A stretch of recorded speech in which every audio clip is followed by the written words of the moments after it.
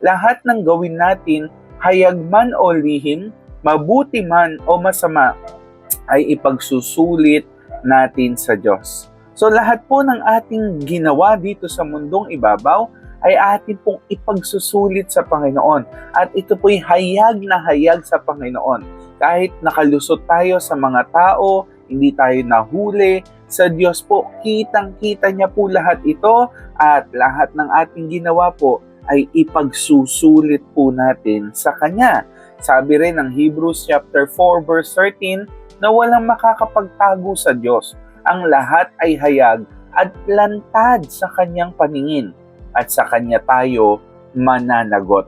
So lahat po tayo mga kapatid, may mga kanya-kanyang lihim. May mga ginawa tayong hindi alam ng asawa mo, ng anak mo, ng boss mo, o kung sino pa man, pero alam lahat ng Panginoon. At ito po ay lantad sa Kanya at ipagsusulit po natin sa Kanya.